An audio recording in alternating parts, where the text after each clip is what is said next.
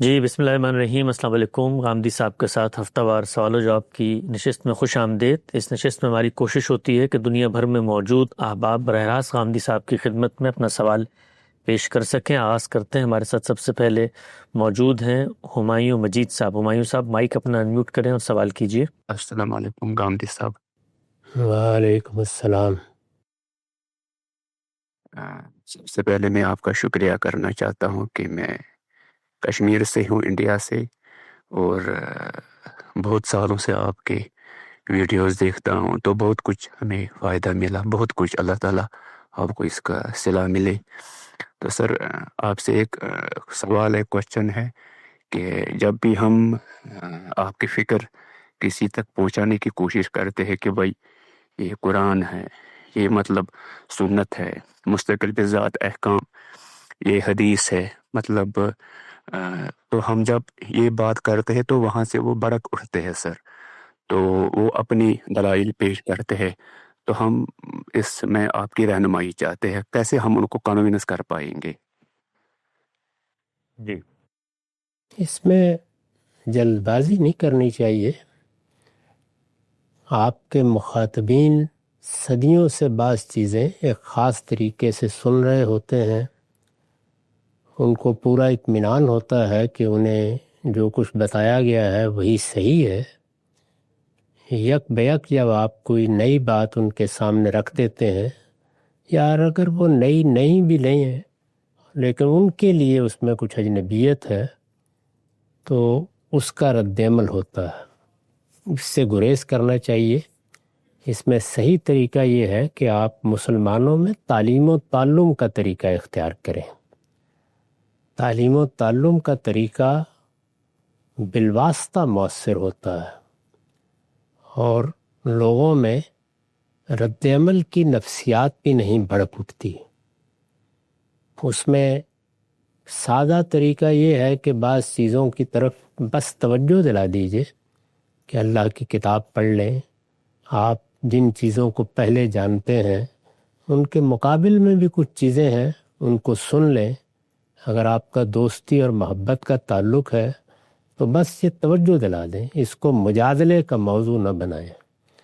اور اگر آپ میں کچھ صلاحیت ہے، آپ لوگوں کو پڑھا سکتے ہیں، آپ ایک معلم بن سکتے ہیں، تو کوشش کریں کہ جگہ جگہ قرآن سٹڈی سرکل قائم کر لیے جائیں اور اللہ کی کتاب کے پڑھنے پڑھانے کو اپنے روزمرہ معاملات میں شامل کر لیا جائے۔ آپ ہفتے میں ایک دن، 15 دن میں ایک دن، مہینے میں ایک دن اس طرح بیٹھ کر اپنے قریبی لوگوں کے مابین اللہ کی کتاب خود بھی پڑھیں اور ان کو بھی توجہ دلائیں، اور اس میں بھی یہی طریقہ اختیار کریں کہ منتخب قرآن مجید کے 2-3 تراجم سامنے رکھ کر یا ان کی تفاسیر سامنے رکھ کر ایک تقابلی سا مطالعہ کرا دیں، تو اس سے امید یہ ہے کہ قرآن کے ساتھ تعلق پیدا ہوگا اور پھر آہستہ آہستہ وہی لوگوں کے اندر علم کی سچی طلب بھی پیدا کر دے گا۔ تو یہ بالواسطہ طریقہ ہی دعوت کے لیے موضوع ہوتا ہے۔ کسی ایک شخصیت کی دعوت لے کے آپ سوسائٹی میں جائیں گے تو رد عمل کی نفسیات آپ کا استقبال کرے گی۔ جی بالکل واضح ہے۔ اچھا غم صاحب، یہ سوال چونکہ بہت پیش کیا جاتا ہے تو اس پس منظر میں ایک تجویز ہے، آپ اگر اس پہ رہنمائی دے سکیں کہ آپ کے جتنی فکر کے حاصلات ہیں جس پہ بالعموم علماء معترض ہوتے ہیں، یہ لوگ تنقید کرتے ہیں، اس پر ایک بڑے پیمانے پہ لٹریچر، کتابیں، گفتگویں وہ بھی ریکارڈ ہو گئی ہیں، تو جہاں کہیں اس طرح کی صورتحال پیش آتی ہے وہاں آدمی کوشش کرے کہ ان کو پہنچا دے، ان کی طرف ریفر کر دے، اور پھر معاملہ اہل علم کے لیے چھوڑ دے کہ وہ ایک خاص علمی سطح پر اس کو آپس میں ریزالو کریں۔ ایک عام آدمی کی اس سے بڑھ کے کوئی ذمہ داری نہیں ہے۔ عام آدمی کو بس یہیں تک رہنا چاہیے کہ وہ لوگوں کو توجہ دلا دے، کوئی چیز ان کی خدمت میں پیش کر دے، ان سے درخواست کر دے کہ آپ یہ سن لیجئے، آپ یہ پڑھ لیجئے۔ میں نے جب اپنا فکر پیش کرنا شروع کیا تھا تو اس میں ظاہر اجمال کا طریقہ تھا۔ لوگ یہ کہہ سکتے تھے کہ اس کا استدلال ہمارے سامنے نہیں ہے۔ اب تو وہ سلسلہ پائے تکمیل کو پہنچ گیا جس میں 23 بڑے اعتراضات کو سامنے رکھ کر ان کا پورا استدلال بھی واضح کر دیا گیا۔ جی آگے بڑھاتے ہیں سلسلہ گفتگو کو۔ ہمارے ساتھ موجود ہیں عمر خان صاحب۔ جی عمر صاحب سوال کیجیے گا۔ السلام علیکم استاد۔ وعلیکم السلام۔ استاد یہ تفریق کے بارے میں نے پوچھنا تھا. یہ عام طور پہ کہا جاتا ہے کسی کو نماز کا کہیں یا اچھے کام کا کہیں تو وہ آگے سے بعض اوقات یہ سننے کو ملتا ہے کہ اللہ دعا کر دے ہمارے لیے، اللہ توفیق دے. اب ہاتھ پاؤں بھی سلامت ہیں، صحت تندرستی بھی ہے، تو استاد یہ توفیق کیا چیز ہوتی ہے؟ اور ضمناً استاد برکت کے بارے میں بھی بتا دیجیے گا، برکت کیا ہوتی ہے؟ کیونکہ ہم دیکھتے ہیں کہ حرام مال کمانے والوں کے ہاں بھی مال کی بہت فراوانی ہوتی ہے. شکریہ. توفیق کا مطلب یہ ہے کہ انسان کو اللہ تعالیٰ نے جو کچھ دیا تھا اس نے اس کو استعمال کرنے میں کوئی کمی نہیں کی. اسے عقل دی تھی، اسے علم دیا تھا، اس کو صلاحیت دی تھی. اس نے کسی صحیح بات کو جاننے کے لیے یا کسی عمل کی طرف رغبت کے لیے جو کچھ اس کے پاس میسر تھا اس کو استعمال میں لا کر صحیح کی. یہ صحیح ہے، کوشش ہے، جس کے صلے میں پھر اللہ تعالیٰ بندے کی کمزوریوں کو دور کرتا ہے، فرشتوں کے ذریعے سے اس پر سکینت نازل کرتا ہے، اس کا ہاتھ پکڑتا ہے، اور اگر کوئی مشکل پیش آ جائے تو اللہ اس کی نصرت کرتا ہے. اس کو توفیق کہا جاتا ہے. یعنی پہلا معاملہ میرا اور آپ کا ہے، مجھے قدم اٹھانا ہے، مجھے آگے بڑھنا ہے، مجھے جو کچھ میرے پاس ہے اس کو استعمال کرنا ہے. تو نصرت الہی کا ضابطہ قرآن میں بیان ہوا ہے. اللہ مدد کب کرتا ہے؟ یہ مدد اصل میں اللہ کی توفیق ہے. یعنی اس کو آپ اس طرح کے معاملات میں لفظ توفیق سے ادا کرتے ہیں، اور کسی مارکے میں کسی غیر معمولی صورتحال میں اسی کو نصرت یا مدد سے تعبیر کرتے ہیں. اس سے زیادہ کوئی چیز نہیں ہے. باقی جو لوگ بہت سی تعبیریں اور اس طرح کی چیزیں اختیار کر لیتے ہیں ان کی بتدریج اصلاح کرنی چاہیے، اور کوشش کرنی چاہیے کہ اس طرح کے معاملات کو طنز، تعریض، استہزاء یا دوسرے کا مذاق اڑانے کا ذریعہ نہ بنایا جائے. یہ کوشش کی جائے کہ محبت کے ساتھ لوگوں کو توجہ دلائی جائے. وہ اگر کہہ رہا ہے کہ اللہ مجھے توفیق دے گا تو اس کو قبول کر کے آہستہ آہستہ یہ کہنا چاہیے کہ اللہ توفیق انہی کو دیتا ہے جو توفیق حاصل کرنے کے لیے اپنا حق ادا کر دیتے. تو اپنا حق ادا کرنا چاہیے، اس کے بعد پھر اللہ تعالیٰ کی طرف سے توفیق بھی میسر آ جاتی. جی بات واضح ہے. آگے بڑھاتے ہیں. ثاقب خان صاحب آپ سوال کیجئے. ثاقب خان. السلام علیکم استاد محترم. وعلیکم السلام. ایک مرتبہ عورتوں کی اذان کے حوالے سے آپ نے فرمایا تھا کہ یہ دینی لحاظ سے تو کوئی ممنوعات کی نوعیت کی چیز نہیں ہے، بلکہ روایت یا کلچر کی نوعیت کی چیز ہے، اور اذان کی اپنی ضرورتیں بھی ہیں، جیسے بلند آواز اور بلند آہنگ ہونا چاہیے، دور تک اس کی آواز پہنچ سکے. تو آج کے دور میں تو اس سب کے لیے جدید آلات کی مدد سے کوئی مسئلہ نہیں رہا. کیا محض روایات یا کلچر کا اسیر ہو کر عورتوں کو اذان دینے جیسے پاکیزہ عمل سے باز رکھنا دینی اور اخلاقی لحاظ سے درست ہے، یا یہ سب کچھ ہم رسول اللہ اور دور صحابہ کی روایت کی پیروی میں ایسا کرتے ہیں؟ شکریہ. کسی کو کسی چیز سے باز رکھنا یہ تو اسی صورت میں ہونا چاہیے جب وہ چیز منکر ہو. یعنی معروفات میں، ان چیزوں میں جن میں تہذیبی روایات کا فرق ہوتا ہے، باز رکھنے کی تو کوئی وجہ نہیں ہے. البتہ یہ ہے کہ خود میں اپنے لیے یا کوئی عورت اپنے لیے یا مرد اپنے لیے کیا چیز پسند کرتا ہے، کس چیز کو موضوع سمجھتا ہے، اس کا بڑا انحصار عام طور پر ماحول سے بھی ہوتا ہے. یعنی بہت سے معاملات ایسے ہیں جو اپنی جگہ جائز ہوں گے، لیکن ماحول میں، تہذیبی روایت میں ان کی گنجائش نہیں ہوتی. تو اگر ایسا کسی جگہ ہے تو اس کو آپ باز رکھنے سے تعبیر نہ کریں. میں نے اس وقت بھی جب اس سوال کا جواب دیا ہوگا تو پوری بات واضح کر دی ہوگی کہ یہ کوئی دینی ممانعت کی چیز نہیں ہے. ہم مسلمانوں کے ہاں عورتوں اور مردوں کے درمیان ذرا ایک حجاب قائم رکھا جاتا ہے، اور یہ خود اللہ تعالیٰ نے جو ہدایات دی ہیں اس کے نتیجے میں ایک احساس پیدا ہوا ہے. اس طرح کے احساسات کلچر اور تہذیب میں تبدیل ہو جاتے ہیں. تو اسی طرح کی چیز ہے یہ. اس کو دینی حکم بنا کے نہ پیش کرنا چاہیے، نہ اس کی بنیاد پر کسی کو باز رکھنے کی کوشش کرنی چاہیے. جی نقطہ بالکل واضح ہو گیا. آگے بڑھاتے ہیں. کامران زیب صاحب، اگر رشیدہ صاحبہ موجود نہیں ہیں، کامران زیب صاحب آپ سوال کر سکتے. سر ایک سو سر میرا یہ سوال ہے کہ جس طرح گامبت صاحب کی رائے ہے کہ مادی علوم اور نفسی علوم دو علیحدہ چیزیں، تو میرا یہ سوال ہے کہ نفسی علوم کیا چیز ہے، انہیں حاصل کس طرح کیا جا سکتا ہے؟ یعنی جس طریقے سے مادے میں قوانین دریافت کیے جاتے ہیں، سائنس کی تمام ایجادات کی بنیاد وہی قوانین ہے، اسی طرح ہمارے علم میں بھی اسی بنیاد پر اضافہ ہوتا ہے۔ سب سے پہلے قانون دریافت ہوتے ہیں، ہمارے سامنے اشیاء ہیں، ان میں حرکت ہے، ان میں قوت کا ظہور ہوتا ہے۔ قوت کا ظہور کیسے ہو رہا ہے اس کو ہم قانون کی صورت میں سمجھ لیتے ہیں، یعنی بار بار اس کا تجربہ کر کے، اس کا مطالعہ کر کے۔ تو یہی معاملہ نفس کے ساتھ بھی کیا جاتا ہے۔ نفس یعنی انسان کے اندر جو شخصیت ہے وہ غیر مرئی ہے، نظر نہیں آتی، انویزیبل ہے، اس کے ساتھ بھی انسان ایسا ہی رابطہ پیدا کر لیتا ہے۔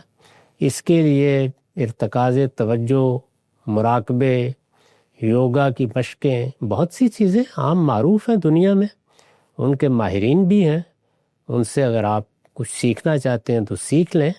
میں نے اس علم میں کوئی مہارت نہیں بہم پہنچائی۔ جی بہت شکریہ، آگے بڑھاتے ہیں۔ لیکن ہم سب یہ آپ نے کہا سیکھنا چاہے سیکھ لیں، لیکن کیا دین اسلام اس کی ترغیب دیتا ہے کہ نفسی قسم کے علوم سیکھے جائیں یا اس سے روکتا ہے؟ دین اسلام کا یہ موضوع نہیں ہے۔ دین اسلام تو یہ دیکھے گا کہ آپ کسی علم میں اگر اشتغال پیدا کر رہے ہیں تو اس سے پیش نظر کیا ہے، یعنی کوئی غیر اخلاقی چیز نہیں ہونی چاہیے۔ علم علم ہے، جس طریقے سے سائنس کے علوم لوگ سیکھتے ہیں تو اس میں دین تو نہ کوئی مثبت بات کرے گا نہ منفی بات کرے گا، یہ انسان کی ضروریات ہیں، ان کے لحاظ سے وہ علم سیکھتا ہے۔ جی ٹھیک ہے، واضح ہے، آگے بڑھاتے ہیں۔ علی حسن صاحب سوال کیجیے گا اگر آواز پہنچ رہی ہے۔ علی حسن۔ السلام علیکم عامر صاحب۔ وعلیکم السلام۔ عامر صاحب میرا اگین ایک سوال یہ تھا کہ آپ نے 1989 میں بیفور مائی برتھ آپ نے پرویز صاحب کی فکر کے اوپر ایک تنقید کریٹک ایک ریکارڈ کروائی تھی آپ نے، اور وہ کریٹک کافی آپ اس میں غیظ و غضب میں بھی نظر آ رہے ہیں اور بہت غصے میں نظر آ رہے ہیں، اور اس کے بعد آپ نے 2002 میں اپنے میزان کے لیکچر میں دیواچر 2 پریمبل 2 میں دین حق کے اوپر مودودی صاحب پہ بھی تنقید ریکارڈ کرائی ہے تعبیر کی غلطی کے نام سے۔ لیکن آپ مودودی صاحب کے اوپر جب تنقید پہ آپ کا جو ہے وہ بڑی اس میں وہاں پہ آپ کی سافٹنیس پولائٹنیس ہے، اور اس میں آپ ایک سبجیکٹیوٹی کو بھی جگہ دے رہے ہیں، اس میں آپ یہ کہہ رہے ہیں کہ ہو سکتا ہے کہ میری یہ غلطی ہو سکتی ہے، لیکن پرویز صاحب کی تنقید کے اوپر آپ بالکل اس کو آبجیکٹیوٹی کے ساتھ ان کی فکر کو غلط کہہ رہے ہیں۔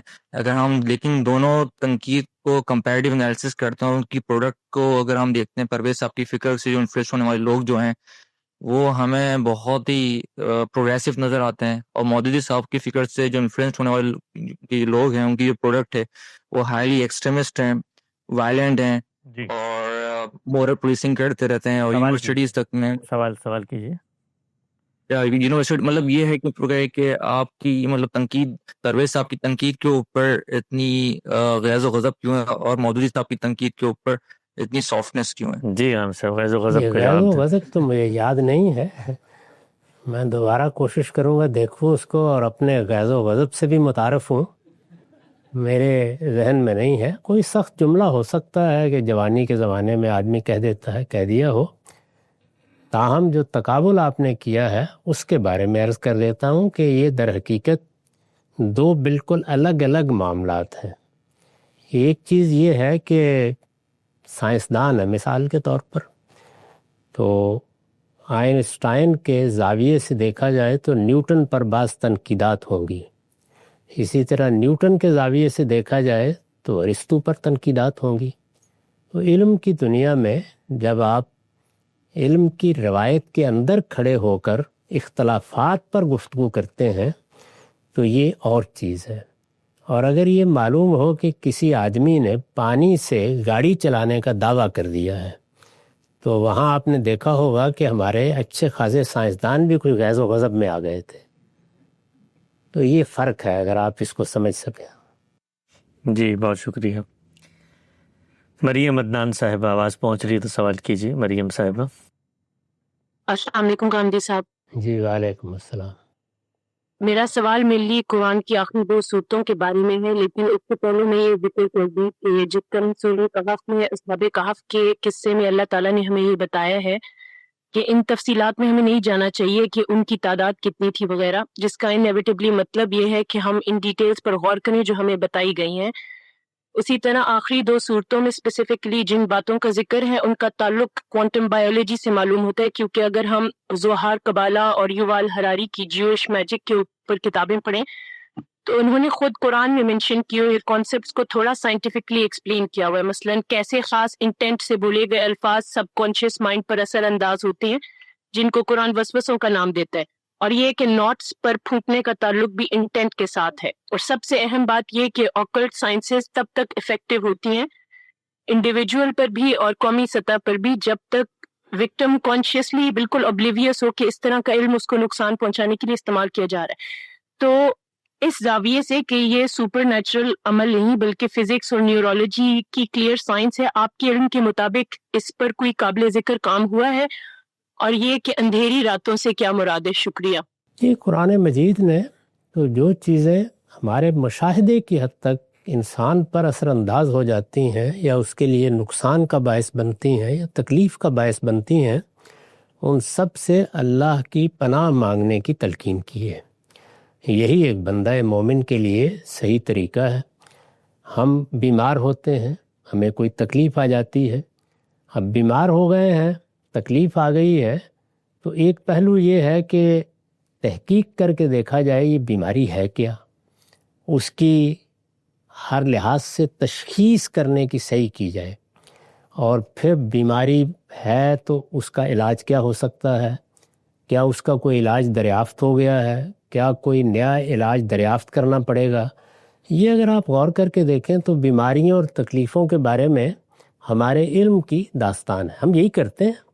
تو اس وجہ سے دنیا میں جو چیزیں بھی ہوتی ہیں ان میں تحقیق کرنا، ان کے پیچھے مڑ کے دیکھنا، ان کے بارے میں مختلف نظریات قائم کرنا۔ تحقیق کیسے ہوتی ہے؟ یعنی ہم عقلی امکانات پہلے متعین کرتے ہیں، پھر ان کو پلازیبل مفروضوں میں بدلتے ہیں، اور پھر ان کے لیے شواہد جمع کرتے ہیں۔ کبھی وہ ثابت ہو جاتے ہیں، کبھی نہیں ثابت ہوتے، اور اس طریقے سے علم میں ترک و اختیار ہوتا رہتا ہے۔ تو یہ آپ جو باتیں ان صورتوں میں کہی گئی ہیں ان کے بارے میں بھی کر سکتے ہیں۔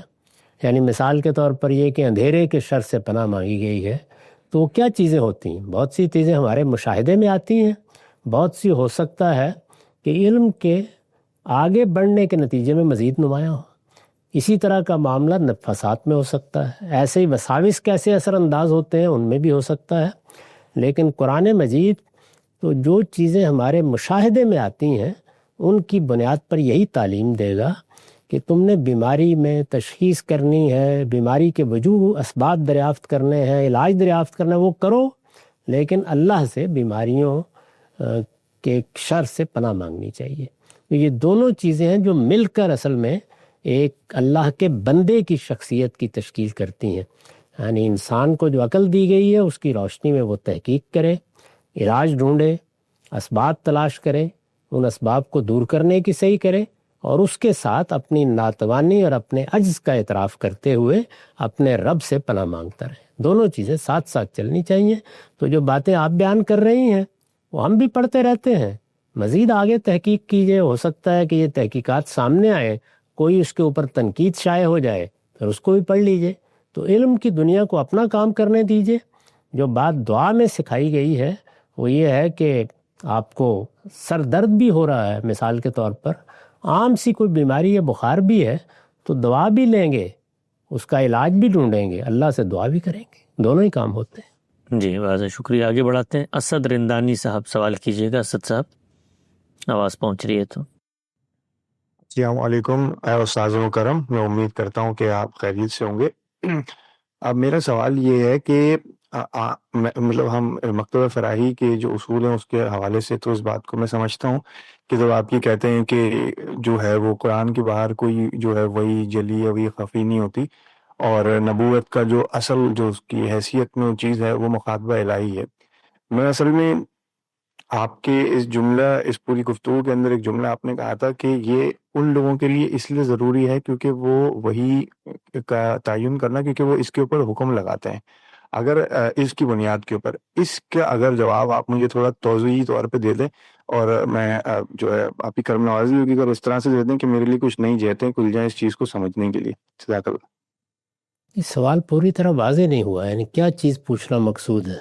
جی رندانی صاحب، میں بھی سوال پوری طرح نہیں سمجھ سکا، آپ ذرا دوبارہ سوال کو کنسائز فارم میں بتائیں. بیانیہ ہے، سوال کیا ہے اس میں؟ جی جی میں واپس سے اپنا سوال پوچھ لیتا ہوں. آپ کی ایک گفتگو کے اندر آپ سے غالباً حسن بھائی نے یہ سوال کیا تھا کسی کے سوال کے اس میں کہ آپ یہ کہتے ہیں یا ہمارا یہ نقطہ نظر ہے کہ قرآن کے باہر جو ہے کوئی وہی جو ہے جلی یا وہی خفی نہیں ہوتی، اور روایت نہیں، یہ میں نے کہاں بیان کیا ہے؟ یہ میرا خیال ہے آپ کو سننے میں تردد ہوا ہے. میں نے کبھی ایسی بات بیان ہی نہیں کی. وہ جو بات ہے وہ یہ کہ تمام سلسلہ وحی پر قرآن مجید مہیمن ہے. ابھی حال میں ہم دنیا نیوز میں اسی پر گفتگو کر رہے ہیں، اگر اسی گفتگو کا حوالہ ہے. خیر آپ سوال پورا کر لیں اپنا. میرا خیال ہے وہ میزان میں یہ جملہ ہے، اس کو یا پڑھنے میں غلطی لگی ہے یا سمجھنے. وہ جملہ یہ ہے کہ قرآن مجید کے باہر کوئی وحی خفی تو ایک طرف، کوئی وحی جلی بھی اس پر اثر انداز نہیں ہو سکتی، اس کا انکار یہ نہیں. بیان کیا گیا ہے. تو اس میں وحی خفی یا جلی کی نفی نہیں کی گئی. جی ایسا صاحب، اگر آپ کا اطمینان نہ ہو تو آپ الگ سے رابطہ کر لیں مجھ سے، میں آپ کو انشاءاللہ رابطہ بھیج دیتا ہوں. آپ کا علمی ذوق لگ رہا ہے تو انشاءاللہ اس پہ مزید بات کر لیں گے. آگے بڑھاتے ہیں. ہمارے ساتھ فیصل مہیسر صاحب موجود ہیں. فیصل صاحب سوال کیجیے گا. جی السلام علیکم. وعلیکم السلام. جیسا کہ ہم جانتے ہیں کہ ہمارے ملک پاکستان میں سول اور ملٹری اقتدار کی کشمکش اور قومی اور دینی ریاست کی کشمکش موجود ہے. جو یہ دونوں بقول آپ کے پیدائشی امراض ہیں، یہ ہمارے ملک کو کیوں لاحق ہوئے؟ اس کے پیچھے کیا وجہ ہے؟ کون اس کا ذمہ دار ہے؟ اور اس کا حل کس طرح سے ممکن ہے؟ اور اس ملک کے وہ لوگ جو اس کے لیے مختلف شعبوں میں کچھ کرنا چاہتے ہیں، وہ کس مائنڈ سیٹ کے ساتھ آگے بڑھیں؟ کیونکہ واقعہ یہ ہے کہ اکثر لوگ مایوسی کا شکار ہو جاتے ہیں کہ ان کی تمام تر کوششیں اور کاوشیں اسی کشمکش کی نظر ہو جائیں گی اور ان کا اس طرح سے کوئی نتیجہ نہیں نکلے گا جس طرح سے دیگر ممالک میں نکل سکتا ہے. رہنمائی فرما دیجیے. شکریہ. یہ تو ایک لیکچر کا موضوع ہے. اس وجہ سے اسباب کیا ہیں، ایسا کیوں ہوا، ہمارے خطے کی کیا صورتحال ہے، جب آزادی ملی جس کو ہم آزادی کہتے ہیں تو پس منظر کیا تھا، اس وقت کیا طاقت منتقل ہوئی، اس سے پہلے سیاسی ارتقاء کس سمت میں ہو چکا تھا. اس پر میں نے بڑی تفصیلی گفتگو کی ہے فوج کا بیانیہ کے زیر عنوان، تو اس کو آپ سن لیجئے. وہ ایک لیکچر بلکہ کئی لیکچروں کا موضوع ہے، یہ چند جملوں میں تو بیان نہیں کیا جا سکتا، اس کو وہاں سن لیجئے، اس سے واضح ہو جائے گا. رہی یہ بات کہ مایوسی ہوتی ہے تو اس میں اپنے نقطہ نظر کی اصلاح کرنی چاہیے. یعنی ہمیں دنیا میں اللہ تعالیٰ نے امتحان کے لیے بھیجا ہے.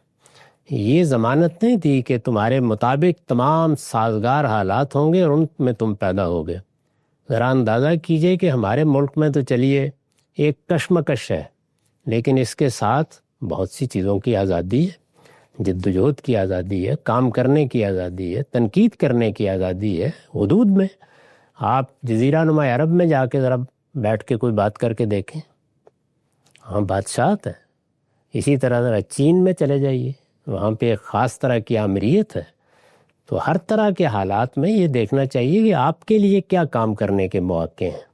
ہمارے دین نے یہ نہیں سکھایا کہ ہم اس طرح کی امیدیں لگا کر خود بھی فرسٹریشن میں مبتلا ہوں اور دوسروں کو بھی کریں. جو حالات اللہ نے میسر کیے ہیں ان میں یہ دیکھیں کہ ہم کیا کر سکتے ہیں. آپ کا ذوق کیا ہے، آپ کا رجحان طبع کیا ہے، آپ کیا خدمت کر سکتے ہیں.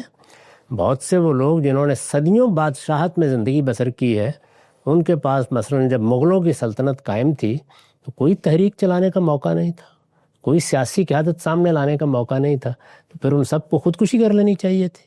تو اس لیے جو حالات اللہ میسر کرے ان کے اندر حوصلے کے ساتھ کام کرنا چاہیے. واضح ہے.